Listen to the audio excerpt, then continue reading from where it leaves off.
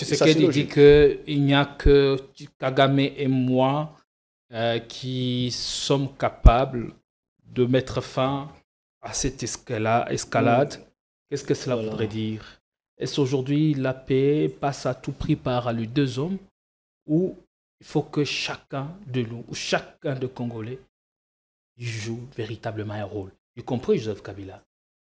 Chacun sa partition à jouer, mais au niveau des États, il y en a qui commandent. Et si aujourd'hui Paul Kagame donnait un ordre à ceux qui sont sur notre territoire, qui sont en train de commettre des massacres, s'il donne un ordre, ils vont respecter, puisque c'est lui leur commandant en chef. Donc c'est ça, sur ces points-là, il a raison. Et s'il donne un ordre, les chefs de l'État aussi vont réagir en conséquence. Ça se passe comme ça dans toutes les nations du monde. Quand la diplomatie échoue, alors il y a d'autres mécanismes qui prennent la relève. Que Dieu nous préserve d'en arriver là. Mais si on doit en arriver là, alors la nation tout entière doit se lancer dans cette aventure sanglante pour restaurer l'honneur national. Nous, Mkwagistes, nous saluons l'approche de la Senko et nous soutenons le pacte social. Mais nous disons ceci. Avant d'aller au dialogue, nous devons d'abord recouvrer, s'il vous plaît, j'insiste sur ce mot-là, recouvrer l'intégrité nationale et notre souveraineté. Vous allez à la négociation, l'M23 est là, le Rwanda est là, ils vont vous imposer votre rejet. Et Mukwege a donné les mécanismes pour revenir à l'intégrité et souveraineté de notre pays en proposant la tenue de la conférence internationale sur la paix. Dire que la solution ou bien la paix durable passera par Félix et Kagame, c'est faux. Kagame reste un proxy téléguidé. Comme a dit Mouya, que ces M23 sont téléguidés par Kagame, Kagame aussi a ses maîtres qui lui donnent des injonctions. C'est à ces maîtres de Kagame qu'il faut voir, qui prenaient déjà des sanctions contre Kagame, qui mettaient déjà Kagame dans des difficultés.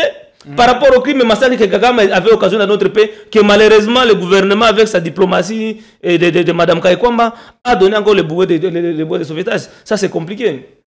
Perché au cœur de Katouba, la Ténée de Lubumbashi était monument. Construit à l'époque coloniale, ce complexe scolaire immense et légendaire a vu défiler des générations de Congolais devenus figures d'époux du pays. Mais aujourd'hui, le mythe semble brisé. Les salles sont vides de mobilier, les tableaux craquelés et les élèves souvent brillants sont contraints d'apprendre assis à même les sols ou sous des briques. Une scène triste, presque violente, qui illustre les longs abandons de l'école publique. Et pourtant, c'est jeudi, une brise d'espoir a traversé Katouba. Sur instruction directe du chef de l'État, le service national a livré 1700 bancs à ces géants endormis. Des bancs fabriqués dans les ateliers de Kabulameshi, par des mains autrefois perdues, aujourd'hui réhabilitées. La ronde que nous avons effectuée dans nos différentes écoles, par Kinshasa à l'intérieur du pays, démontre que l'État avait pratiquement abandonné sa responsabilité en matière d'éducation. Les conditions d'études et d'accueil des élèves dans les établissements scolaires sont presque les mêmes et les constats et désolants. Et même très désolant. Nos enfants étudient à même les sols ou sur un morceau de briques ou de bois. Les salles de classe sont insalubres avec des murs fissurés et décolorés. La nuit a été longue, certes, mais sous l'impulsion du chef de l'État, commandant suprême, Félix Antoine Tshisekedi Tshilombo, un nouveau jour est en train de se lever. La Ténée revit. L'histoire ne s'efface pas, mais elle s'écrit à nouveau. Car ici, on a compris qu'on ne bâtit pas une nation sans école.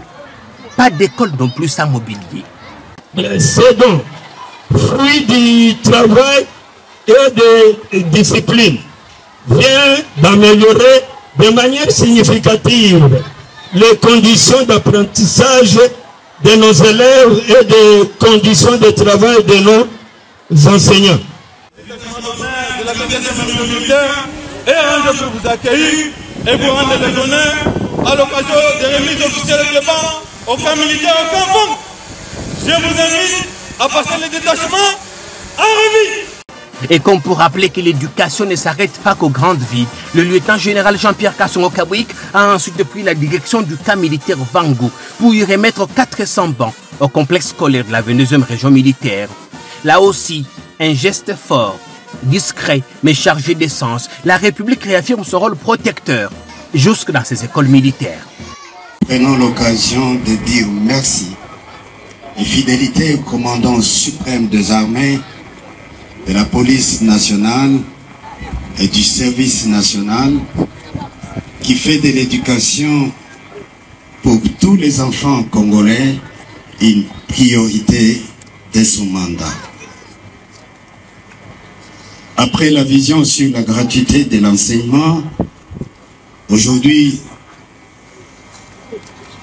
il envoie le service national pour pouvoir accompagner cette vision en procurant aux élèves les conditions d'études impeccables.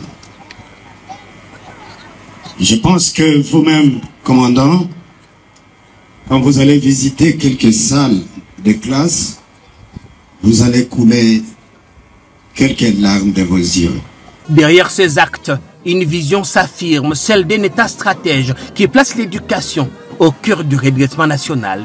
Car ici, à Katouba comme à Vangou, une vérité s'impose. Le développement n'est pas un luxe, mais c'est un droit. Et ces droits commencent toujours sur un banc d'école.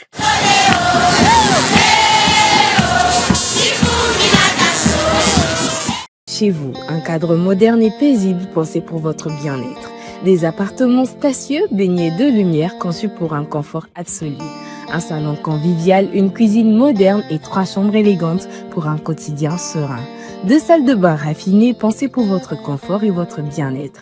Sécurité 24 heures sur 24, parking privé, buanderie, internet offert et électricité garantie jour et nuit grâce à notre générateur de secours de 180 kVA.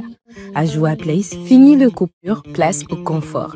Chaque détail est pensé pour faire de votre appartement un véritable havre de paix. Joa Place au numéro 7, avenue Kassai, quartier GB Ngaliema, à 3 minutes du boulevard du 30 juin, près de Mino Congo. Contactez-nous au plus 243 816 033 128. N'attendez plus, de Joa Place, votre nouveau chez vous. Dans le cadre de la préservation des acquis comme voulu par les présidents de la République, 2024 pour l'inspection générale de finances sera une année de renforcement de la lutte contre la corruption et les antivaleurs dans la gestion publique. Pour ce faire, ce service de contrôle supérieur a lancé 222 points de contrôle dans l'ensemble du territoire national. Cette énième vague de la patrouille financière s'annonce énorme. Les entités à surveiller sont la DGI, la DGRAD, la DGDA, avec les provinces de Kinshasa, de la Chopo, du Nord Kivu, du Congo central, du Haut-Katanga et du Lualaba.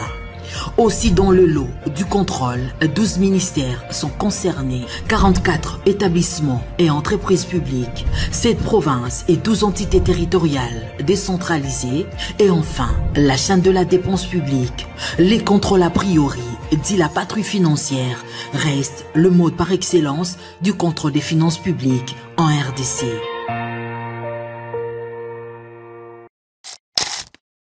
Et si vos élèves pouvaient apprendre autrement, en pleine nature, au parc de la vallée de l'Ancélé? Chaque visite scolaire devient une véritable aventure éducative. Safari découverte, jeux interactifs, leçons sur les développements durables. Entre émerveillement et apprentissage, vos élèves vivront des moments inoubliables. Et ce n'est pas tout. Découvrez l'école verte, un espace unique avec salle de classe, dortoir confortable et petit déjeuner inclus. Ici, vos élèves peuvent dormir, étudier et s'imprégner pleinement de la nature dans un cadre sécurisé et pédagogique. Avec nos forfaits spéciaux école, profitez d'un package complet comprenant l'entrée au parc, le safari découverte, l'accès à la plaine de jeux, un menu buffet et bien plus encore. Et le meilleur, grâce à nos prix forfaitaires avantageux, vous offrez à vos élèves une expérience éducative unique et inoubliable. Le parc de la vallée de l'Ancélé. Apprendre en s'amusant, c'est possible. Alors, n'attendez plus. Optez pour un forfait scolaire selon vos besoins et réservez dès aujourd'hui.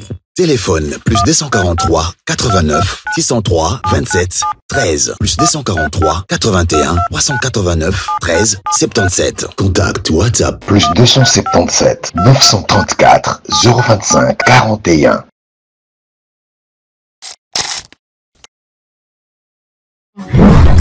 Totikala Setseko Nenali Puta na wax de Maman Moseka Letoko Maka légende na 3.5 4.5 to 5,5 $. Signature Yalibela et Tikali.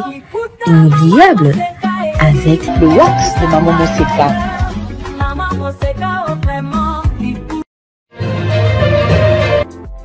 Le parc de la vallée de l'Antélé met également à votre disposition de logements de haut standing avec un confort 5 étoiles. Le parc de la vallée de l'Antélé est ouvert du mercredi au dimanche de 7h30 à 17h.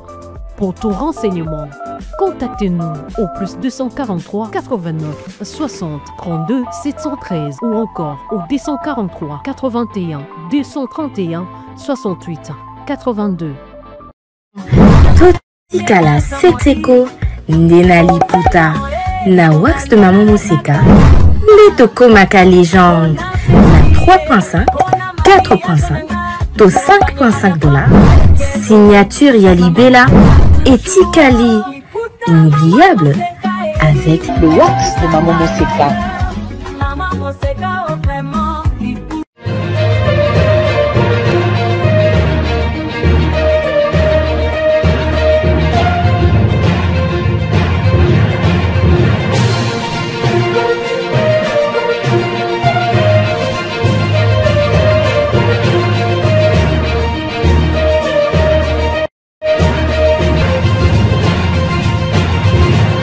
Bienvenue à tous dans Ligne Rouge, votre émission qui revient sur les grandes lignes d'actualité à République du Congo. Merci de votre fidélité. Nous allons une fois de plus essayer de revenir sur le grand sujet qui agite l'actualité ou qui agite les salons politiques en République du Congo.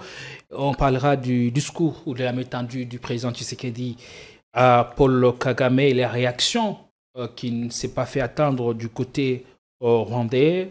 Que comprendre de ce changement de posture de la part du gouvernement congolais ou du chef de l'État, et puis le changement de la constitution? Est-ce un projet auquel l'UDPS ou encore le régime au pouvoir refuse de renoncer? Eh bien, on en saura un peu plus. Surtout, le débat vient d'être relancé après l'interview d'Adolphe Muzito qu'il a accordé à Jeune Afrique, au cours de laquelle il a affirmé qu'il faille changer le mode du scrutin à l'élection présidentielle.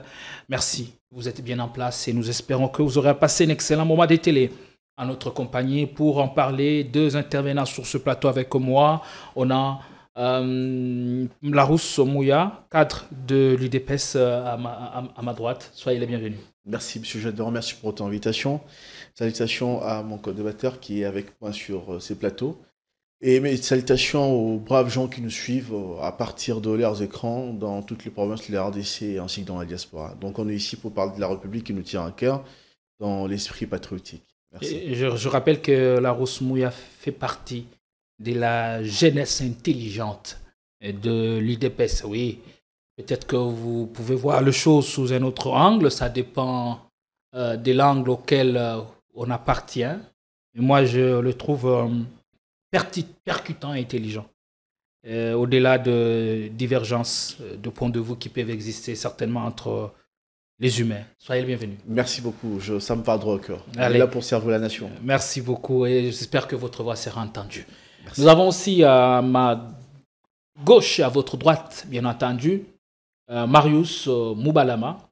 Lui est moukwegiste. Il revient pour cogiter sur le matière édictée tout à l'heure. Comment allez-vous? Je vais bien, M. Gédéon. Merci pour l'invitation. Merci pour la considération que vous avez à ma modeste personne. Chaque fois, vous m'invitez sur ce plateau pour cogiter autour de l'actualité. Mes salutations à nos téléspectateurs qui seront en train de nous suivre en ligne, mais également à mon co-débatteur, M. Larousse, avec qui nous allons partager un moment républicain. J'estime que le moment sera républicain, un moment où nous allons cogiter pour l'intérêt, n'est-ce pas, de la nation. Parce que je l'ai toujours dit, que nous n'avons pas des choses à défendre tous ensemble. Nous n'avons que la RDC. Le seul bien commun que nous pouvons défendre. Si demain il n'y a pas le Congo, on ne parlera plus des Congolais.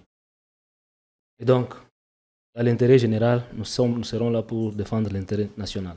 Allez, sans détour, nous allons attaquer directement l'actualité. Et l'actualité reste évidemment dominé par la main tendue, inattendue du président congolais à son homologue rwandais Paul Kagame. D'entrée de jeu, Marius Moubalama, j'aimerais avoir votre avis après avoir suivi ce débat qui s'est enflé depuis quelques heures. Sous quel angle vous placez, vous voyez la main tendue du président à Paul Kagame? Monsieur le journaliste, merci. Vous savez, nous l'avions aujourd'hui, ce n'est pas aujourd'hui que nous l'avons. Aujourd'hui, c'est juste pour répéter. La diplomatie congolaise a commis beaucoup d'erreurs diplomatiques. La conséquence, c'est qu'aujourd'hui, nous sommes en train de quémander la paix au Rwanda. Moi, je vais remonter l'histoire pour faire comprendre aux Congolais que nous ne devons jamais quémander la paix au Rwanda. Par le passé, selon l'histoire, si vous lisez 3 siècles, je dis bien 3 siècles chez les Bashi. C'est un livre qui retrace l'histoire des guerres de 3 siècles qui existait entre les royaumes Bushi et les royaumes du Rwanda. Pour dire que la guerre que nous connaissons aujourd'hui n'a pas commencé aujourd'hui. Les Bashi, qui sont un peuple de la RDC, ont combattu contre l'agression, contre les différentes agressions rwandaises durant 3 siècles. Et pendant toutes ces guerres-là, la RDC sortait toujours victorieux. En fait, les royaumes Bushi sortaient toujours victorieux. Les Bami de l'époque, disons, les rois, ils organisaient des hommes, ils organisaient leurs armées pour faire face à l'agression rwandaise. Et chaque fois, les Rwandais entraient. Parce qu'il faut le savoir, c'est que les Rwandais enseignent à leurs enfants. Ils leur disent que les terres qu'il y a au Congo sont des terres promises pour eux. Et ils doivent se battre pour venir les récupérer. Donc le visée expansionniste du Rwanda ne commence pas qu'avec Kagame. Ça commence pas avec Kagame. Ça commence pas il y a 30 ans. C'est depuis ce siècle-là que les Bami de Bashi se sont bâtis avec bravoure. Je dis bien, durant 3 siècles. Et pas une seule fois, nous avons perdu la bataille contre le Rwanda. On gagnait toujours. Et par moment, les hommes de ce roi traversaient la rivière Ruzizi et poursuivaient les Rwandais jusque dans leur dernier retranchement chez eux au Rwanda. Ce n'est pas aujourd'hui que nous allons nous plier. La paix ne se quémande pas. La paix ne se négocie pas. On se défend. Et le chef de l'État, sous fond de l'article 74, il a juré qu'il va défendre l'intégrité et la souveraineté de notre pays. Et nous devons, pour que cela soit effectif, on doit travailler sur la construction d'une armée forte. Nous devons aussi avoir une diplomatie forte. Le temps de construire cette armée forte que vous voulez bien, il commence par tendre la main à son homologue pour sur le plan à parvenir à ce qu'il appelle la paix des braves. C'est pas bien réfléchi. Sur le plan diplomatique, M. Gédéon, cette paix des braves-là, nous étions déjà au bord de la guerre. Encore un autre digne fils de ce royaume Bushi, à l'heure où nous sommes en train de parler déjà aujourd'hui, travaille déjà pour coincer Kagame, un fils de ce royaume-là. Parce qu'il est docteur Denis Mukwege. C'est un des grands notables de ce royaume-là aujourd'hui. Et il a travaillé, c'est connu de tout le monde, que si les sanctions ont tombé contre le Rwanda, c'était le travail de Denis Mukwege qui l'a mené au niveau de l'Union européenne et dans plusieurs pays de par le monde. Et la résolution 2773, qui allait dans le sens de démanteler totalement le M23, qui demandait à ce que le RDF puisse se retirer immédiatement sans condition sur le sol congolais, mais également obliger de cesser les faits immédiats. Mais le gouvernement congolais est allé au-delà de cette résolution-là pour aller se retrouver à dos avec le Rwanda, mais également à dos avec le M23. Non, le Rwanda n'est pas à Doha. Doha, c'est un processus qui ne concerne que... Non, le gouvernement congolais, le président de la République s'était retrouvé à dos avec le président Kagame. Il ne faut pas oublier ça. Après que le gouvernement congolais entre en négociation avec le M23, Mukwege avait déjà travaillé pour ces sanctions-là. Et Kagame appela sa population à serrer la ceinture. Parce que les sanctions qui sont en train de tomber vont impacter fortement sur son économie. Vous avez vu tous les pays de l'Europe, y compris les États-Unis. Ils ont pris des sanctions contre ces pays. Mais la diplomatie assistante qu'on nous avait vantée, qu'on nous avait présentée, a prouvé largement ses limites en allant signer ces différents accords. Parce que ces accords-là ont constitué un bouée de sauvetage pour Kagame. Il y a même que les sanctions n'ont pas suffi à l'heure actuelle à faire fléchir le Rwanda. Qu'en est-il aujourd'hui de la résolution 2773 Voilà. que moi j'estime peut-être que ce n'était qu'un coup de bluff. Qui a brisé l'élan donné par Dr Denis Mukwege? Mais c'est le gouvernement congolais. Pendant qu'on travaille sur les sanctions, pendant que les sanctions étaient en train de tomber, c'est à ce moment-là que le gouvernement congolais décide de se retirer et aller négocier avec le Rwanda. Cette résolution-là, ce n'est pas une résolution venant de l'Union européenne ou bien venant de l'Union africaine. C'est venu du Conseil de sécurité des Nations Unies. Donc tous les pays du monde ont voté contre le Rwanda pour que les sanctions soient appliquées. Et déjà, on y travaillait. Mais malheureusement, la diplomatie que nous a vantée ici, c'est compliqué. Kagame, c'est un homme qui n'aime pas la paix. Et cela, ça n'a pas commencé aujourd'hui. Je vous ai retracé l'histoire de 3 siècles. Ce n'est pas aujourd'hui que Kagame peut nous laisser tranquille. Nous devons nous organiser à l'interne. La faiblesse qu'il y a à l'interne, on doit y travailler pour relever le défi. L'État n'est pas présent sur toute l'étendue du territoire. Or, Denis Mukwege avait démontré comment est-ce qu'il pouvait mettre en place la brigade de vigiles des frontières pendant la campagne. Parce que nos frontières sont poreuses. Nos frontières ne sont pas protégées. Ils sont entrés à Bunagana comme s'ils étaient en marche de santé. Les gangsters du M23. C'est tout moment que Rwanda entre sur notre territoire et fait ce qu'il est en train de faire aujourd'hui. Et donc, sur le plan diplomatique, le pari était en train d'être gagné. Mais la faiblesse du pouvoir en place, c'est ce qui nous amène à commander aujourd'hui la paix auprès de Kagame. Mais ce n'est pas Kagame qui va nous donner la paix. Et surtout que, on a de se tromper. Dire que non, c'est avec Kagame et Tshisekedi qui vont faire la paix. Kagame restera un proxy téléguidé. Il est utilisé par une certaine mainmise qui cherche à avoir accès de façon illégale sur nos matières premières qui sont stratégiques pour la transition énergétique. Merci. On doit comprendre ça. Merci. Et c'est à ces gens-là qu'il faut toucher pour trouver la solution, pour amener Kagame à fléchir. Allez, Marius Mouya, Larousse Mouya. Vous avez suivi Marius Moubalama. Aujourd'hui, est-il vrai que la RDC est en train de commander la paix? Ou nous sommes arrivés à la phase déterminante où il faut changer des politiques de façon à préserver le meuble? La question est qu'on est dans la droite ligne de ce qui est fait. Parce qu'aucune batterie n'a été négligée dans la quête de la paix définitive et totale pour la restauration de l'autorité de l'État sur l'ensemble de notre territoire. Encore plus récemment, on a eu cette signature dont parle mon co-débatteur, M. Moubalama, le 27 juin à Washington. Mais avant ça, il avait été précédé la mise en place de cette résolution 2773, où on demandait au Rwanda carrément de quitter notre territoire. Mais le Rwanda n'a pas respecté cette résolution. On est allé avec les USA, on les a amenés à signer. Ils ont signé, mais ils ont continué à faire comme si il n'en avait rien. On est en pourparlers avec les M23 à Doha, dans un cadre bien défini, dans la droite ligne de ce qui avait été voté dans la résolution 2773 et dans la droite ligne de ce qui avait été signé dans l'accord de paix entre nous et le Rwanda à Washington. Donc on est en train de dialoguer, de parler dans ces cadres-là. Mais il se trouve que... Il dit que vous avez coupé l'élan à toute cette guerre diplomatique. Absolument pas. Parce que la diplomatie de la RDC est conduite par ceux qui sont à la tête du pays et ils ne peuvent pas couper l'élan de ce qu'eux-mêmes ils ont défini. Il y a des choses avec lesquelles je suis d'accord, dans ce que mon co-débatteur a dit, et je préfère beaucoup plus m'apaisantir sur quoi on est d'accord, puisqu'on a un seul ennemi qui est Paul Kagame. Donc voilà, je ne veux pas me verser dans des débats où je vais tirer le drap de mon côté, mais la question ici, comme il a dit, on n'a pas deux choses qui peuvent nous mettre ensemble. Il n'y a qu'une seule spécifiquement, qui est les RDC. Donc la nation est agressée, l'agresseur c'est Paul Kagame, on l'identifie bien.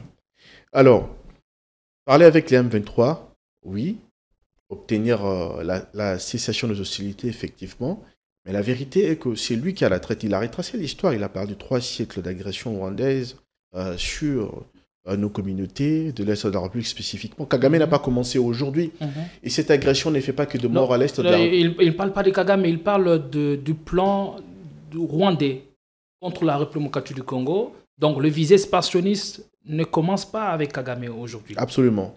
Donc, en ce moment ici, c'est lui le commandant en chef de ces opérations multiples, AFDL, CNDP, RCD, et tout ça aujourd'hui, M23, AFC et tout, voilà.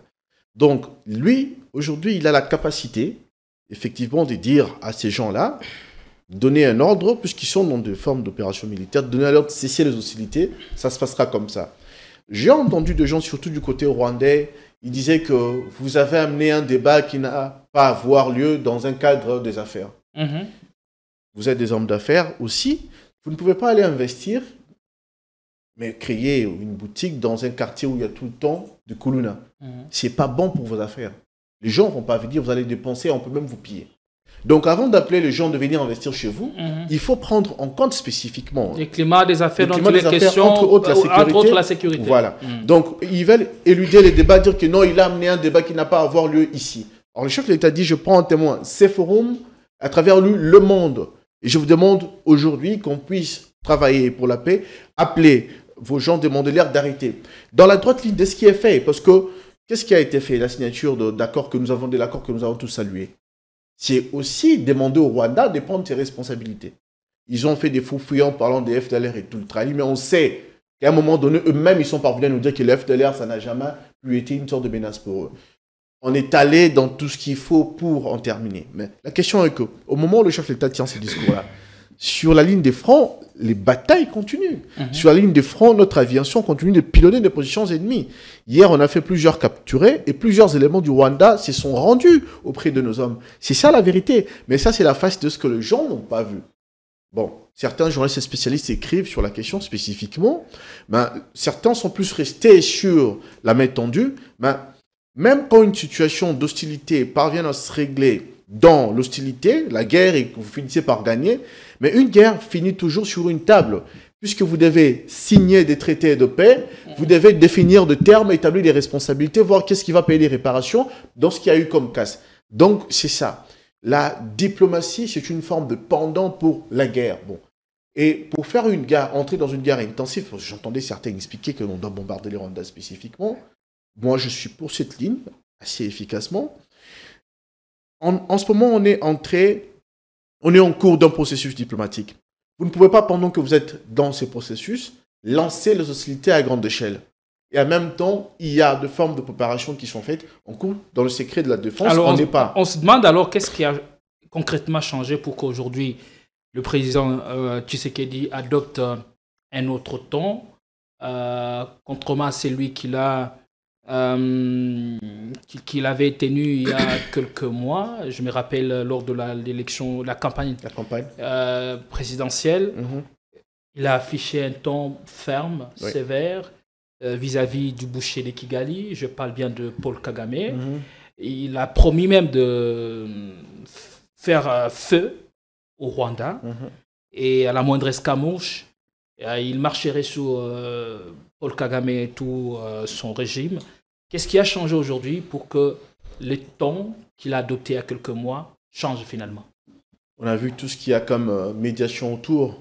Doha, l'administration Trump, l'Union européenne. Avec quelle garantie, quelle assurance que effectivement, nous réserve ce processus en cours? Vous ne devez pas vous laisser aller par tout ce qu'il y a comme appel, par tout ce qu'il y a comme proposition.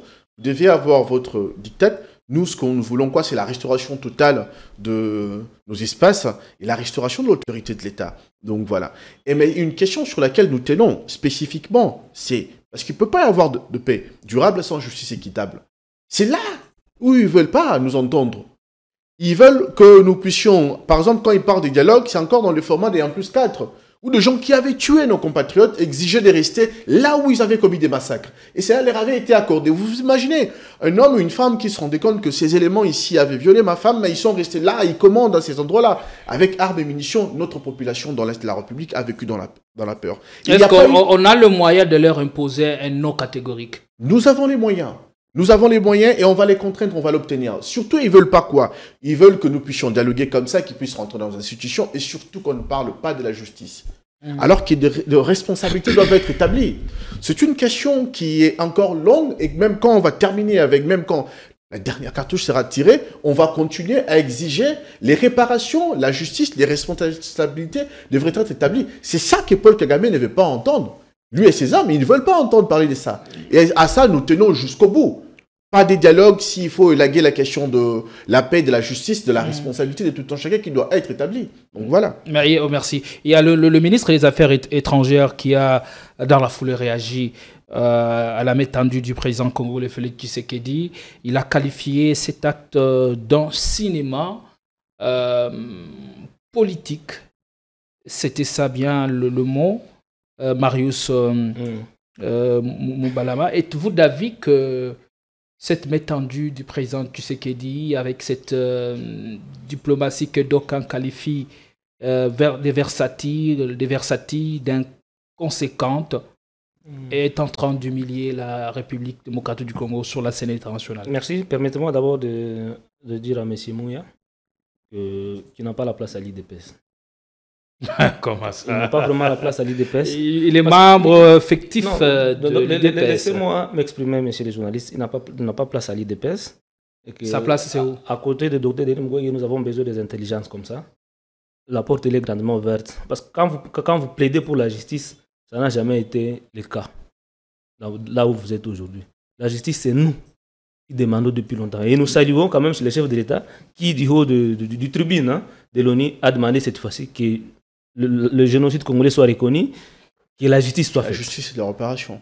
La réparation. Pendant les 7 ans de ce pouvoir, il n'avait jamais fait allusion à cette chose. Donc je vous invite à faire des recherches sur le docteur Denis Mukwege, à lire sur le docteur Denis Mukwege. Je peux même vous envoyer des éléments qui peuvent vous séduire en fait des régions. Ne ramenez pas les débats le réduire à la personne de Mukwege. Je trouve qu'il est carré. Parlons bien de oui, vous dites que si cette diplomatie-là ne nous cause pas la honte et tout. Mais je l'ai dit, que la diplomatie congolaise a largement échoué. On a applaudi Mme Kaikwamba par rapport à l'accord qu'il est allé signer à Washington.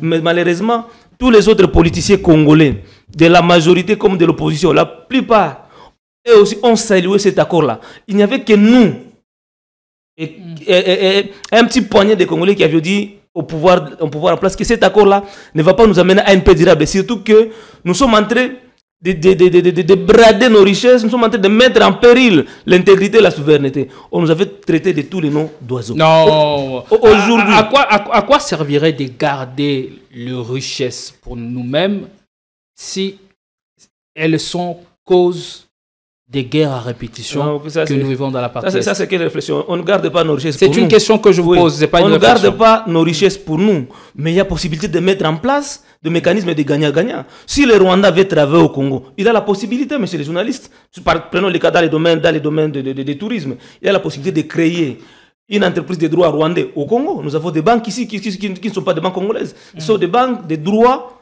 étrangers. Il peut venir, il demande officiellement. Mais là, il veut être co-gérant selon l'esprit de l'accord de paix de Washington. Mais Mouya a dit que l'on est dans la droite ligne de processus en cours. Je vais revenir sur ce qu'il a dit par rapport à la droite ligne. Voilà pourquoi aujourd'hui, le gouvernement, il y a un sursaut patriotique. Ils ont compris qu'il y avait danger dans cet accord-là. Aujourd'hui, ils ont refusé de signer l'accord économique qui est lié à cet accord de paix. Ils ont refusé. Pourquoi ils ont refusé? Ils ont compris qu'ils étaient en train de mettre en péril, en danger l'intégrité et la souveraineté de notre pays. Parlons sur le côté hydroélectricité. Est-ce que ça fait sérieux? Vous êtes dans un processus, vous êtes sur le point d'apposer votre signature, après vous rétractez. Non, c'est pas sérieux. Nous avions, avant qu'on signe l'accord de paix de Washington, nous, Mukwegistes, nous avions interpellé le gouvernement de Kinshasa qu'il ne fallait pas aller dans cette logique-là. Parce que la logique bilatérale dans laquelle on est en train de nous mener, on est en train de nous présenter comme si le conflit que nous sommes en train de vivre à l'est du pays aujourd'hui, c'est un conflit bilatéral entre la RDC et le Rwanda. Or, ce conflit, si Mukwege l'avait bien dit, que c'est un problème régional et international. Et la solution à ce conflit-ci était déjà trouvée en 2013 à travers l'accord cadre d'Addis Abeba. Parce que quand vous lisez l'accord cadre d'Addis Abeba, était global. Et aujourd'hui, Mukwege revient en disant qu'il faut organiser, ça c'est la solution donnée par Mukwege. Au-delà du dialogue interne, il faut organiser une conférence internationale sur la paix en RDC, qui aura pour objectif de revitaliser cet accord cadre d'Addis Abeba. Et il ajoute une nouvelle donne, ce qui n'était pas à Addis Abeba. Il veut associer dans l'accord les opérateurs économiques du secteur privé. Parce que les opérateurs économiques, ils sont aussi parmi les éléments dangereux qui font le commerce illicite de matières premières, qui est le mobile de tueries, de massacres, d'assassinats de nos peuples. Il veut que les opérateurs du secteur privé, étrangers et nationaux viennent sur la table de négociation avec le pays membre de CIRGL et la communauté internationale, qu'on discute, qu'on négocie, afin que nous puissions trouver solution à la base. Aller avec le Rwanda, on peut trouver solution avec le Rwanda aujourd'hui, mais demain, ça sera l'Ouganda. Vous savez, quand on parle de coopération économique et tout, ça existe déjà entre la RDC et le pays des sous-régions. Je vous informe qu'à Bukavu, il y a une société d'électricité qu'on appelle Sinelac, Société internationale d'électricité des pays des Grands Lacs, qui est installée sur la rivière Ruzizi, produit l'électricité pour la RDC, le Rwanda et le Burundi. Ouais. Donc la coopération économique existait déjà. Mais aujourd'hui, on veut avoir des accords particuliers entre la RDC et le Rwanda pour les mêmes questions, alors que ça existe déjà et c'est fonctionnel. Donc cette logique-là de bilatéral, ça a été une très très mauvaise logique qui aujourd'hui prouve aujourd'hui les limites. Mais M. Mouya a dit que les discussions qui sont en cours vont en droite ligne des résolutions 2773. Mais je m'inscris en faux. Parce que ce qui est dans la résolution 2773 et ce qu'on a signé dans l'accord de paix de Washington, c'est le jour et la nuit. Dans la résolution 2773, on intime l'ordre au Rwanda de retirer ses forces, les RDF, immédiatement et sans condition. Ça, c'est la résolution 2773. Tandis que dans l'accord de paix, il a dit quoi? Qu'un mécanisme conjoint sera mis en place pour traquer identifier, traquer les FDLR. Voilà, Ouais. les dernières. Et une fois cela sont traqués et neutralisés, c'est alors que le Rwanda pourra lever les mesures défensives sur la RDC. Est-ce que vous comprenez un peu cette divergence-là? Donc, notre narratif à l'interne, M. Mouya le disait toujours, que nous sommes agressés par le Rwanda. Et c'est ça la vérité. Mais dans l'accord de paix, on n'a pas dit que nous sommes agressés par le Rwanda. Dans l'accord de paix, on a dit que non, le Rwanda a pris des mesures défensives contre la RDC. Le chef de l'État aux tribunes de l'ONU, il a montré noir sur blanc et clairement que les RDF ne sont pas sur le territoire congolais. Mais dans l'accord de paix, vous dites que vous allez le combattre. Dans la résolution 2773, on demande à ce que Nanga puisse démanteler les différentes administrations parallèles qu'il est en train de mettre en place. Vous savez qu'à chaque fois, Nanga prend un territoire, il installe son administration propre à lui. On a demandé dans la résolution de démanteler ça. Mais pendant que cela est demandé dans la résolution, mais le gouvernement de Kinshasa prend les luxe d'aller négocier avec Nanga à Doha. Mais c'est vous-même qui êtes en train de légitimer ceux qui agressent le pays. Vous aviez présenté, le gouvernement a présenté l'M23 comme un groupe terroriste. Et c'est vrai, ce sont des terroristes. Ils doivent être traités en tant que tels. Mais ceux qui sont terroristes, vous acceptez d'aller négocier avec eux. Les terroristes. Oui. Pendant est-ce que vous mesurez bien le sens du mot terroriste? Est-ce qu'ils le sont? Ou c'est les actions, s'il vous plaît. S'il vous plaît, monsieur. Qui est un terroriste? Ou comment on définit le terrorisme et comment ça s'opère?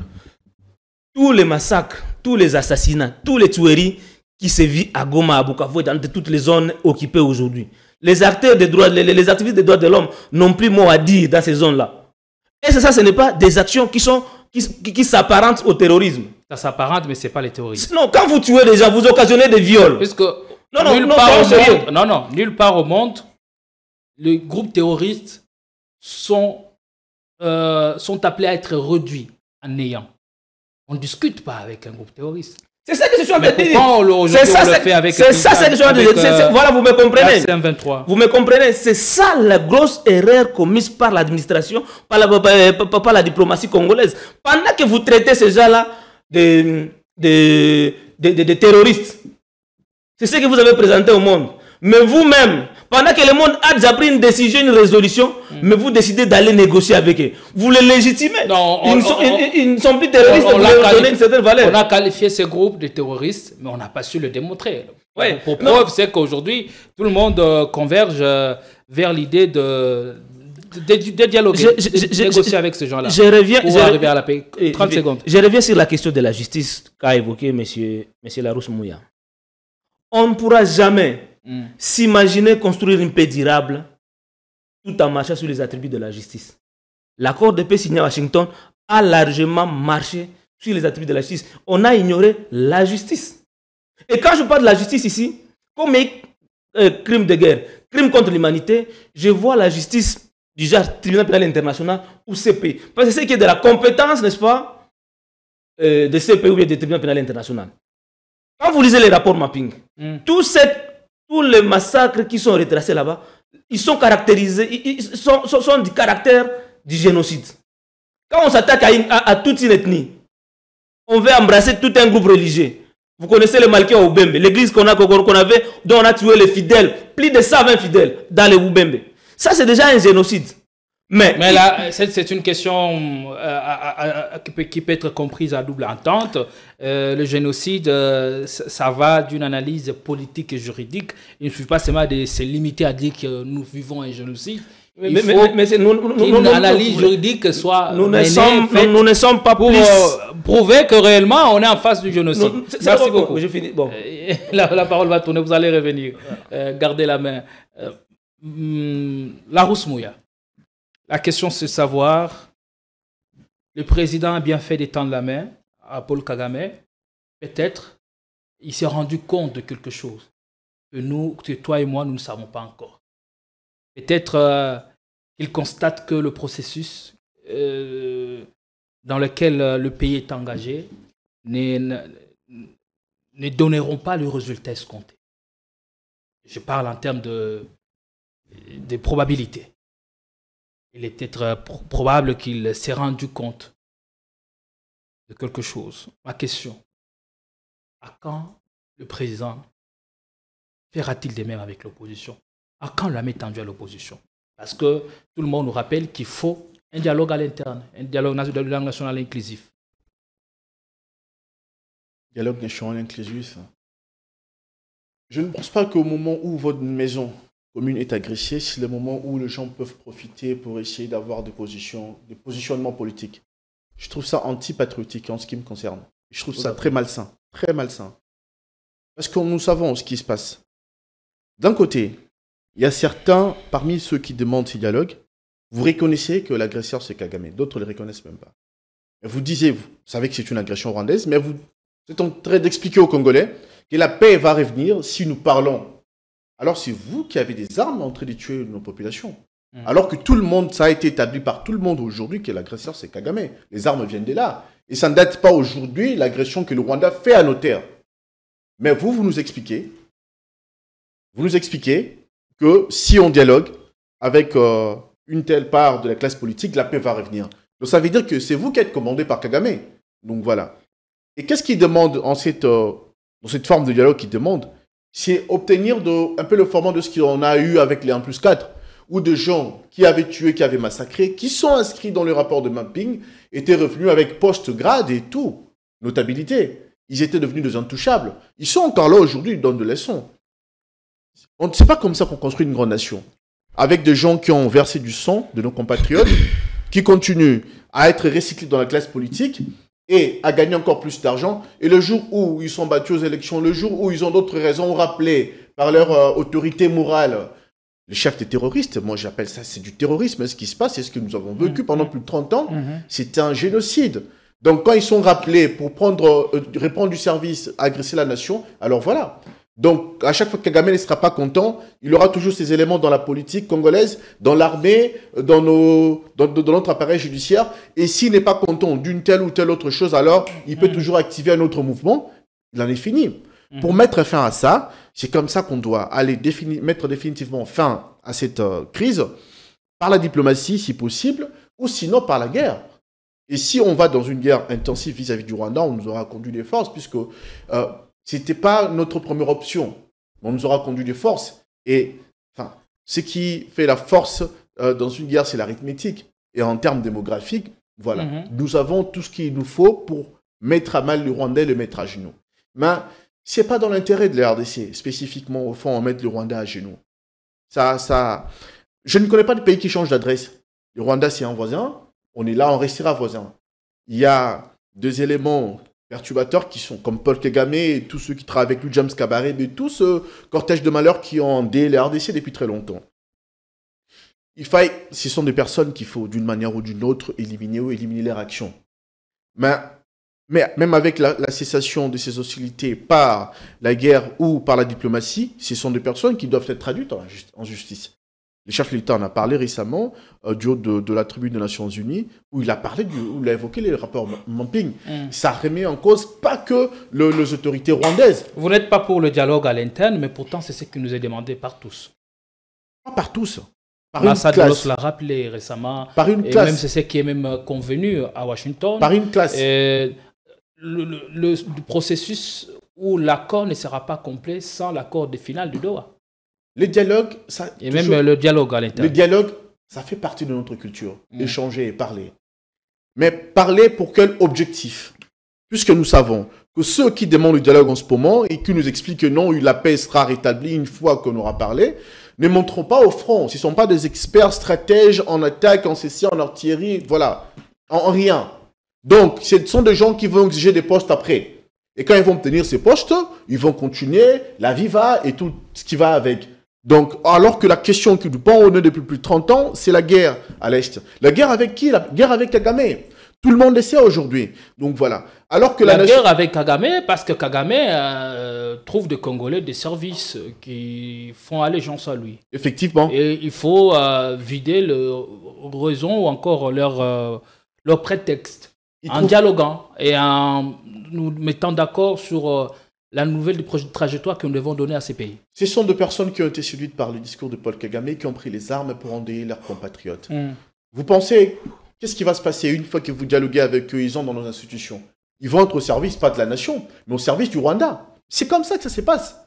Donc, est-ce qu'on peut refaire ce qu'on a fait pendant 30 ans et qui n'a pas donné de résultats? On parle ici d'une paix durable. Pourquoi on n'a pas eu de paix durable? Puisqu'il n'y a pas eu de justice équitable. Nous avons dans notre classe politique aujourd'hui des gens qui ont tué, qui ont commis des massacres dans cette nation. Ils sont là, s'ils sont tranquilles, c'est pourquoi. Ils n'ont pas été poursuivis, ces messieurs, qui pensent nous donner des leçons aujourd'hui. Et nous autres, quand cette guerre a commencé, on n'avait peut-être pas l'âge que nous avons aujourd'hui. Donc voilà. Les gens de notre génération, ils ont grandi avec ça, la nation qui va mal. Et quand vous voyez des gens qui sont témoins, qui ont vécu l'agression rwandaise à même leur corps, vous ne sortez pas de là vivant. Il y a quelque chose en vous qui meurt complètement. Vous parlez de la justice. Et sur ce point, vous vous mettez d'accord, bien d'accord. Mais moi, je me dis, la justice, c'est bien. Mais aussi longtemps que notre pays, l'État n'est pas fort, comment la justice peut être un moyen pour arriver à la paix définitive? Est-ce l'essentiel n'aurait pas été celui d'abord de créer un État fort avec tous ses attributs, comme vous l'avez rappelé tantôt, avant peut-être de penser maintenant à avoir la justice pour tous et la réparation, et, faute de ne pas s'y plier? On est peut-être obligé de dialoguer? Non, on n'a pas le choix que d'aller dans la situation où on se trouve et d'exiger tout ce qu'on... C'est parmi les éléments pour parvenir à la paix totale. Donc voilà. Nous avons une justice qui reste encore malade. Hein? On a une justice qui reste... comment vous allez faire... Nous avons une justice qui reste malade. Évoluer ses fronts. Nous avons une justice qui reste malade. C'est un travail, on en est conscient, qui est à faire. Voilà. Et cette justice résulte de quoi? Résulte de 30 ans aussi, où cette nation a été laminée. Voilà. Donc, mais à part ça, il n'y a pas que la justice nationale qui va prendre en question la question de l'agression rwandaise. Nous parlons d'une justice bel et bien internationale, entre autres. Il faut spécifiquement un nouveau Nuremberg pour la RDC, comme on a eu le procès de Nuremberg après la Seconde Guerre mondiale, où les officiers nazis ont été jugés, effectivement. Et les officiers nazis de l'autre côté, ça sera quoi? Pas que le Rwandais, malheureusement, d'autres Congolais qui ont travaillé avec Kagame. La justice internationale va sans dire que notre leadership doit s'affirmer et une diplomatie efficace pour renverser l'ordre en cours, l'ordre de choses. Notre leadership s'affirme et en parle. Il n'y a pas meilleur endroit pour parler des questions comme ça et se faire entendre au niveau international que la tribune des Nations Unies, et le chef de l'État l'a dit. Encore, pour revenir à ce qu'a dit mon co-débatteur, M. Marius, voilà, le 27 juin, le jour de la signature de l'accord de paix avec le Rwanda, notre ministre des Affaires étrangères avait fait donner une sorte d'entrevue. Elle a expliqué aux journalistes que nous parviendrons à signer les questions sur les intégrations économiques que quand on parviendra, quand le Rwanda commencera à retirer. ces éléments sur notre sol. Effectivement, là, elle n'a pas démérité. Encore une fois, on s'est retiré parce qu'on ne peut pas aller vite en besogne, signer la coopération économique, alors que sur le terrain, vous continuez à agresser notre nation. On a dit non. Tshisekedi dit qu'il n'y a que Kagame et moi qui sommes capables de mettre fin à cette escalade. Qu'est-ce que cela voudrait dire? Est-ce aujourd'hui la paix passe à tout prix par les deux hommes, ou il faut que chacun de nous, ou chacun de Congolais, joue véritablement un rôle, y compris Joseph Kabila? Chacun sa partition à jouer, mais au niveau des États, il y en a qui commandent. Et si aujourd'hui Paul Kagame donnait un ordre à ceux qui sont sur notre territoire, qui sont en train de commettre des massacres, s'il donne un ordre, ils vont respecter, puisque c'est lui leur commandant en chef. Donc c'est ça, sur ces points-là, il a raison. Et s'il donne un ordre, les chefs de l'État aussi vont réagir en conséquence. Ça se passe comme ça dans toutes les nations du monde. Quand la diplomatie échoue, alors il y a d'autres mécanismes qui prennent la relève. Que Dieu nous préserve d'en arriver là. Mais si on doit en arriver là, alors la nation tout entière doit se lancer dans cette aventure sanglante pour restaurer l'honneur national. Allez, merci beaucoup. Vous allez revenir. Peut-être vous allez faire dans votre temps d'antenne. On change des sujets. On parle de... Mais je devrais d'abord réagir à du changement de la Constitution. Adolfo Muzito a jeté les pavés dans la mare. Les masques sont tombés. Il est pour le changement du mode. Les scrutins, que le chef de l'État soit élu désormais par les élus du peuple. Que pensez-vous derrière cette initiative d'Adolfo Muzito? En 3 minutes, s'il vous plaît, et s'il y a des choses sur lesquelles vous voudriez bien revenir, vous le faites dans votre temps d'antenne. Je crois que vous allez me donner le même temps d'antenne que Monsieur Mouya. Oui, déjà, vous avez le même temps d'antenne. Là, c'était sa deuxième prise de parole. Par rapport à ce qu'il a dit, il a dit beaucoup de choses, dont pour certains, je suis d'accord, pour les autres, je ne partage pas. Faites-le dans le 3 minutes. Oui, il dit qu'il est quasiment non patriotique de s'asseoir en négociation entre Congolais pendant que la maison est en train de brûler. Je partage cette idée. Ça ne s'explique pas. Pendant que le pays est agressé, pendant que le pays est divisé en morceaux, qu'on doit s'imaginer qu'il faut d'abord s'asseoir, quand vous allez terminer vos négociations, mais la maison aura déjà fini à prendre feu. Il n'y aura plus rien. Vous allez revenir ménager, vous allez maintenant entrer où? C'est un racontement frauduleux. S'il vous plaît. S'il vous plaît. Nous, votre exemple ne tient pas. Nous, Moukoguistes, nous saluons l'approche de la SENCO et nous soutenons le pacte social. Mais nous disons ceci. Avant d'aller au dialogue, nous devons d'abord recouvrer, s'il vous plaît, j'insiste sur ce mot-là, recouvrer l'intégrité nationale et notre souveraineté. Vous allez à la négociation, l'M23 est là, le Rwanda est là, ils vont vous imposer votre rejet. Et Mukwege a donné le mécanisme pour revenir à l'intégrité de notre pays en proposant la tenue de la conférence internationale sur la paix. Dire que la solution ou bien la paix durable passera par Félix et Kagame, c'est faux. Kagame reste un proxy téléguidé. Comme a dit Mouya, que ces M23 sont téléguidés par Kagame, Kagame aussi a ses maîtres qui lui donnent des injonctions. C'est à ces maîtres de Kagame qu'il faut voir qui prenaient déjà des sanctions contre Kagame, qui mettaient déjà Kagame dans des difficultés. Par rapport au crime et massacre que Kagame avait occasion dans notre pays, que malheureusement le gouvernement avec sa diplomatie de Mme Kaikwamba a donné encore le bouée de sauvetage. Ça c'est compliqué. Pour revenir à votre question de la révision constitutionnelle. 2 minutes pour chuter. Plusieurs fois nous avions discuté sur ces questions avant que notre pays soit agressé sur votre... Il y a Adolphe Muzito qui relance le débat. Adolphe Muzito, il connaît bien la Constitution peut-être mieux que moi. Mais nous ne devons pas parler de la Constitution ou révision changement de la Constitution comme si c'est une question taboue. Non, non. Ce n'est pas une question taboue. D'autant plus que la Constitution elle-même, à son article 219, si j'ai bonne mémoire, a donné les modalités de sa révision. Là, ce n'est pas un problème. À cette même disposition-là. L'article 219 dit qu'aucune révision ne peut se faire pendant l'état de guerre, l'état d'urgence, l'état de siège et pendant l'intérim ou au moment où les deux chambres ne peuvent pas se réunir librement. C'est ça. Le problème, c'est l'article 219. L'article 219. Sommes-nous en guerre, oui ou non? C'est là qu'il y a le problème. Au moment où le pays est divisé. En guerre. Le pays est en guerre. Et en état de siège. est en état de siège, on ne peut même pas s'imaginer de réviser moi, je parle de la révision de la Constitution. Surtout que l'article 5, on donne la souveraineté au peuple. On ne donne pas la souveraineté à la population quinoise ou bien à la population de l'Équateur. Pas du peuple. Du peuple congolais. Quand on parle du peuple congolais, c'est l'ensemble du territoire. Mais les pouvoirs en place, as-tu le contrôle sur les sites Kivu et Nord Kivu? Non. Maintenant, les faire, ce sera consacrer cette partie. Non, ça ne va pas se faire, ça ne sert même pas consacrer cette partie-là parce que ça n'aura pas une base légale. Parce que l'article 5 de la Constitution sera déjà, on l'aura déjà violé. C'est ce que je dis. Si on le faisait, ce sera consacrer cette partie aux forces, aux nouveaux occupants. En fait, c'est ça. C'est ça. Et ça va encore renforcer, n'est-ce pas, les arguments qu'ils avancent pour agresser les pays. Parce que tous les arguments qu'ils ont, ce sont des alibis frauduleux qui ne tiennent pas debout. Le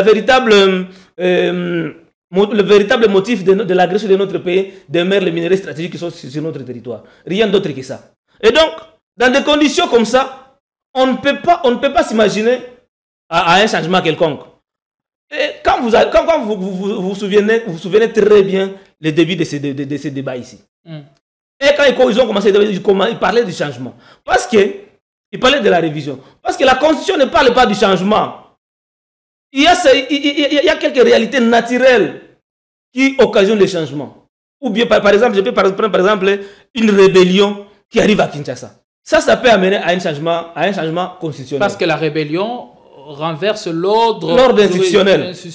Mais tandis que ce n'est pas encore le cas. Ce n'est pas le cas. Le changement de la Constitution, la révision peut bien comprendre. Mais également, quand c'est qui concerne la révision, ça pose un problème de légitimité. Les députés qui sont à l'Assemblée nationale là posent déjà problème. Les élections de 2023 ont été émaillées de beaucoup d'irrégularités.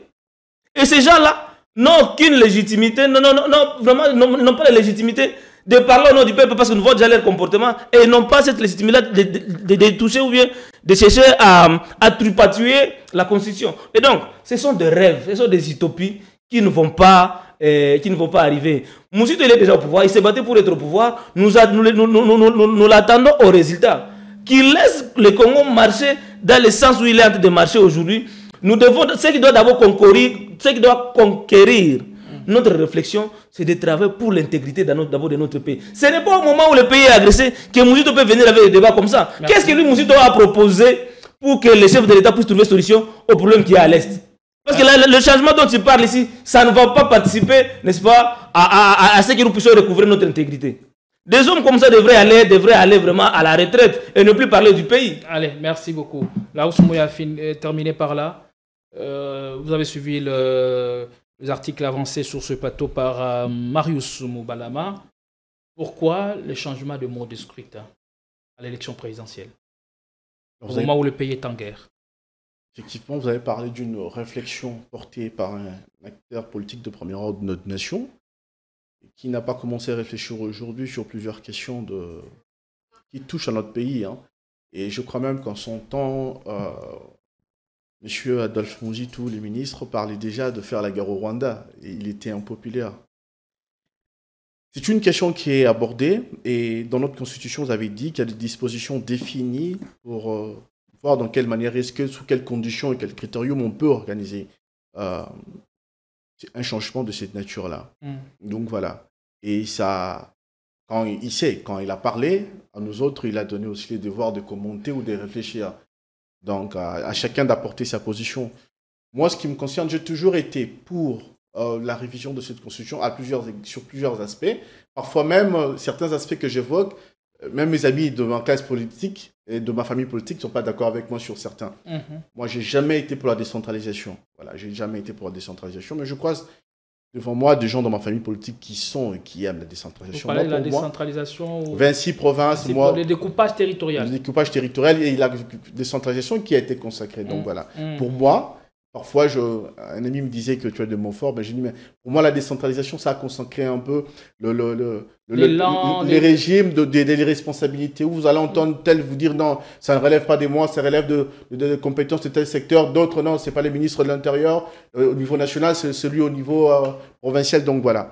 Moi, j'aurais aimé qu'on revienne un peu à notre formule ancienne, et des autres vont me trouver un peu barbant même, et de quoi est-ce qu'ils parlent? Donc, c'est la réflexion qui tourne autour de notre Constitution. Et je crois que c'est une question qui mérite qu'on puisse cogiter là-dessus. Et en temps utile, on saura faire les choses en bonne intelligence. Mais le bien fondé du découpage territorial, c'était rapprocher les administrés de leur, des administrateurs. Alors, gouverner des gouvernants. De gouverner des gouvernants, voulais-je dire. Et en même temps, impulser le développement à la base.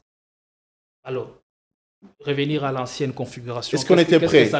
Qu'est-ce que ça changerait dans la gouvernance et dans le leadership? Est-ce que nos populations étaient prêtes? Regardez avec quelle cadence les gouverneurs provinciaux sautent. D'un moment à l'autre, même le chef de l'État, ça en était plein. Donc, à tout moment, les assemblées provinciales font sauter le gouverneur. Voilà pour... Donc, c'est comme s'il y a des choses qu'on doit apprendre avant d'installer ces régimes-là. Donc, c'est comme ça que cette question de réflexion autour de la révision constitutionnelle trouve une légitimité qui est fondée. On peut cogiter autour et en temps utile, on saura comment faire les choses en bonne intelligence. Mais les débats doivent être lancés. Comme a dit mon frère Marius, ce n'est pas une question dont on doit parler en catimini. Non, non. On doit en parler de manière publique, de manière assez à l'aise, puisque chacun trouvera une question pour une autre qui doit nous conduire à la révision de cette constitution. Parlons de Mosito, qui visiblement porte l'agenda du régime. Il ne s'en cache plus. Il n'est pas le premier à lancer ces débats. L'IDPS a porté ces débats. Le président, lors de sa tournée, il avait lancé le président avec sa fameuse phrase historique quel est ce Congolais qui m'empêchera, les garants de la nation, à réfléchir sur la forme à donner à notre constitution.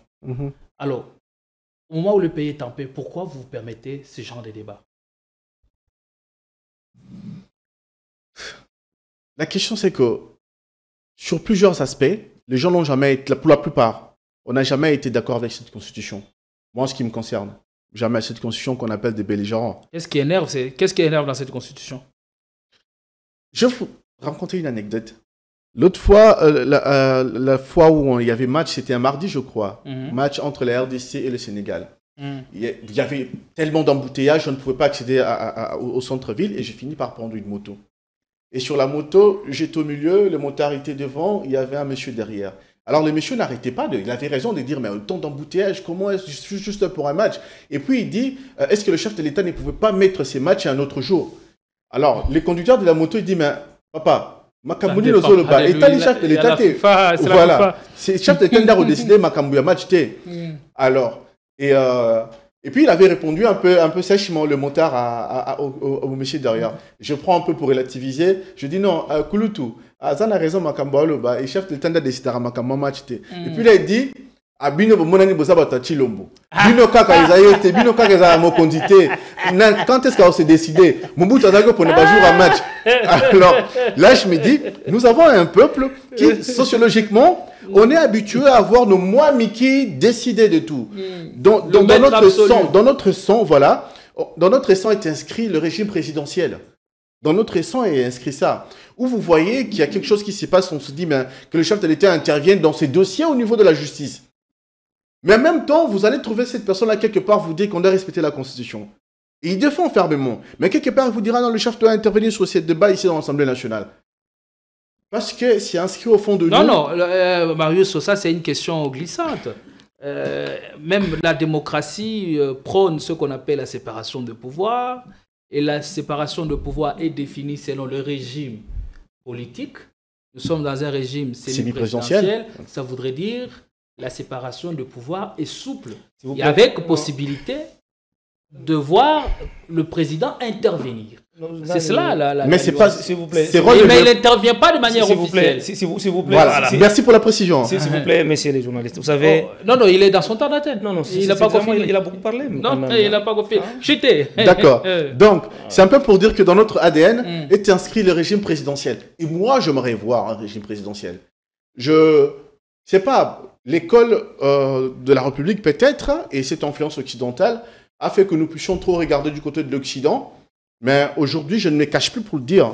je regarde un peu avec une certaine admiration. Les régimes présidentiels, c'est ce qui suffirait à changer la gouvernance, le peuple est resté sur sa faim, beaucoup de questions qui n'ont pas trouvé réponse au peuple congolais. Est-ce que vous voyez que le... Pardon, précision. Nous regardons tous avec admiration la Chine aujourd'hui, la Russie, la Turquie, et je crois que nous avons besoin de ça. Ah, l'initiative ne doit pas revenir seule au parti présidentiel. La répartition des deux paroles n'est pas équitable, je suis désolé, mais quand même... Ne vous en plaignez pas. On continue avec l'émission. S'il vous plaît. Le public en est témoin. Ok. Faites l'essentiel dans le temps d'antenne qu'on vous accorde. Vous pouvez impacter et sublimer les débats en 1 minute. Mouzito doit faire attention de ramener le pays 65 ans après. Voilà, okay. Il veut nous amener dans le régime parlementaire. C'est un régime que nous avions déjà connu dans ce pays, s'il vous plaît. Du temps de Kasavubu et Lumumba. Mais ça prouvait ses limites. Kasavubu qui révoque Lumumba, Lumumba qui révoque Kasavubu. C'est là qu'il vient encore nous ramener. Ce régime-là, nous l'avions connu depuis 1960. Donc, en décidant de passer au mode indirect, c'est le Parlement qui aura plus de pouvoir. C'est le Parlement qui vote désormais le président. Il peut mettre le président quand il veut. Ces régimes-là, nous l'avions déjà connu. Allez vous renseigner dans l'histoire, vous allez voir. C'est le problème que nous avions connu avec ce régime-là. Nous avions déjà connu, durant 32 ans de règne de Mobutu, le régime présidentiel. Mais Mobutu, à un moment donné, il a été asphyxié. Il s'est retrouvé devant beaucoup de difficultés parce que tous les pouvoirs lui revenaient à lui seul. Ses limites, nous l'avions connu. Nous sommes aujourd'hui dans le régime semi-présidentiel. Mais c'est un bon régime. Seulement que nous avons déjà incapables de bénéficier des atouts et des acquis que donne le régime semi-présidentiel. Mais également, lui, Mouzito, et c'était ça les mobiles même à l'IDPS lorsqu'il a lancé ces débats. Ils veulent toucher au D-Savance. Au D-Savance, c'est déjà un article verrouillé de la Constitution. Qu'est-ce qu'il dit là, par rapport à ce que Mouzito vient proposer? Il dit, l'article D-Savance dit ceci: la forme républicaine de l'État, les principes du suffrage universel, la forme représentative du gouvernement, le nombre et la durée du mandat des chefs de l'État, l'indépendance du pouvoir judiciaire, machin, ne peuvent être l'objet d'aucune révision constitutionnelle. Déjà, on dit ici, les principes de suffrage universel. Lui, il veut que nous quittons au principe de suffrage universel, aux méthodes de suffrage indirect. Ça, c'est l'article D-Savance qui est déjà verrouillé. Donc, Mouzito, avec ses rêves, il doit mettre ça à côté parce que ça ne peut pas se faire. Merci. Nous devons... Mouzito, vous comprenez que Mouzito, il est archaïque. C'est un homme déjà qu'il faut laisser. Pas ça. Mais oui, il veut nous ramener là où on a été en 1965. En 1960, lors de l'accession de l'indépendance, qui a prouvé ses limites. Allez. Tout ça parce qu'il a le beefsteak dans la bouche. Il veut toujours faire Ziedou, ceux qui sont au pouvoir. Alors, il oublie l'intégrité et la souveraineté. Il oublie l'article 5 qui donne la souveraineté au peuple qui est agressé. Celui de le peuple de Bounagana. Comment est-ce qu'il va participer à ces élections? Vous n'avez plus la parole. Je retire la parole. On est arrivé à la fin du débat. Monsieur Mouzito ferait mieux de s'occuper ou dire aux Congolais comment compte-t-il effacer ou mieux payer la dette de 16 milliards. Ce sont des questions qui intéressent le Congolais. Va-t-il nous dire comment il compte d'ici 2 ans ou 3 ans donner aux Congolais un budget de 50 milliards? Comment compte-t-il rationaliser? C'est vrai, ce sont des ministères qui collaborent, le ministère du budget, des finances. Comment compte-t-il rationaliser les dépenses publiques de l'État? Ce sont des questions auxquelles le Congolais voudrait bien avoir des réponses que de lancer un débat qui divise, un débat malsain, surtout au moment où le pays est en guerre. Votre dernier mot. Ce que je peux avoir comme dernière parole, moi, sur cette question-là spécifiquement, je veux une nouvelle constitution pour une nouvelle république. Donc voilà. Et pour le reste, j'encourage nos troupes qui continuent de combattre vaillamment sur toutes les lignes de front. Et hier encore, on a réalisé plusieurs prouesses. Il y a eu plusieurs éléments terroristes neutralisés. Plusieurs se sont rendus. Donc voilà, à la nation congolaise de continuer de soutenir ceux qui sont là pour défendre la patrie. Et la victoire va arriver. La paix, nous la voulons de manière totale. Et surtout, avec, à la fin, au bout de la corde, une justice équitable pour ne plus revivre ce qu'on a vécu pendant 30 ans. Merci. Si révision constitutionnelle il y en aura, sous ou après Tshisekedi? En temps utile, on parlera de la question. Vous souhaitez révision constitutionnelle après Tshisekedi ou sous Tshisekedi? Et si ça se fait sous Tshisekedi, quelles conséquences de 2 mandats qu'il aura passé à la tête du pays?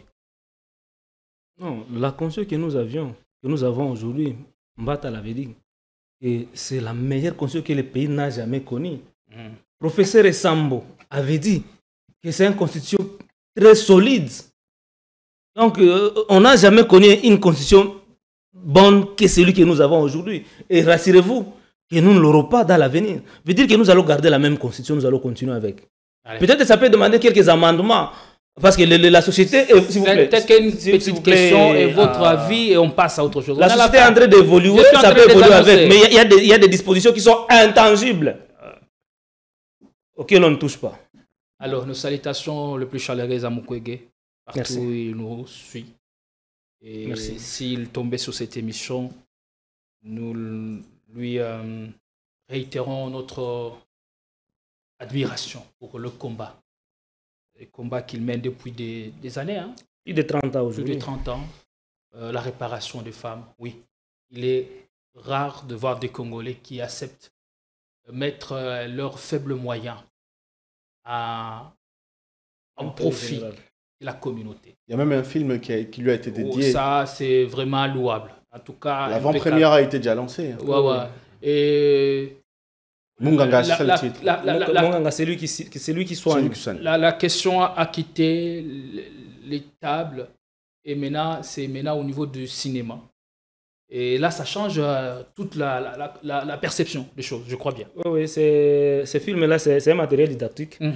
Parce que c'est ce qui va permettre au gouvernement... Attirer davantage l'attention, attirer la communauté davantage internationale, montrer comment la souffrance est atroce, impitoyable dans l'Est du pays. C'est un instrument de paix. Vous savez, beaucoup de Congolais ne savent même pas ce qui s'est passé à l'Est. Mais à travers ces films-là, ils vont vivre. Beaucoup ignoraient, beaucoup mettaient en cause le crime et les génocides qui se fait chez nous. Mais à travers ces films-là, c'est bien explicité. Nous saluons vraiment ce travail acharné qu'a fait Dr Denis Mukwege. Mais également, nous envoyons toujours nos encouragements à ces femmes-là qui ont été victimes de violences sexuelles. Et la collaboratrice, c'est l'actrice britannique, elle est d'origine britannique, Madame Angela, je crois bien. Angela Jolie, la productrice parmi les productrices. En tout cas, mais notre peuple, même quand ils ne savent pas, toute notre admiration. Notre peuple, même quand il ne sait pas ce qui se passe avec précision, avec acuité, ce qui se passe à l'Est de la République, moi j'ai vu de jeunes gens, puisque à une période de ma vie, j'ai été au Bandundu, j'ai vu de jeunes gens venir du Bandundu, s'enrôler dans l'armée, ils sont francs de combattre. D'autres sont venus de l'Équateur. C'est tellement admirable. Ils sont là il n'est pas dans la science-fiction. Il présente des réalités que vivent nos compatriotes. Voilà. Et le Congolais... Ce film-là, c'est une réalité au fait. Et les Congolais ont besoin d'être conscientisés. Et ça aussi, c'est aussi ce qu'on n'avait pas connu avant. On appelle de jeunes gens. La plupart de nos centres d'instruction aujourd'hui sont pleins et de jeunes gens qui sont partis de leur village, qui s'enrôlent pour aller combattre et récupérer nos terres occupées par les Rwandais. Et ils sont déterminés. On ne laissera même pas un seul grain de sable à l'ennemi. Et je fonds en larmes, surtout quand je vois comment un homme a négligé même sa vie. Au péril de sa vie, il s'est dépassé pour que cette population... Merci on voit comment il a été objet d'attaques, objet de beaucoup de choses. Allez, les films, on vous le recommande. Il faut bien... Oh, je ne dis pas des bonnes choses pour le docteur. Ouais. Merci beaucoup. Aujourd'hui, vous êtes contredit. Merci Marius Larousse Mouya d'être passé. Merci à vous, Marius Moubalama. On est arrivé à la fin. Consommez l'émission avec beaucoup de délectation et nous vous fixons rendez-vous pour la semaine prochaine. Restez branchés.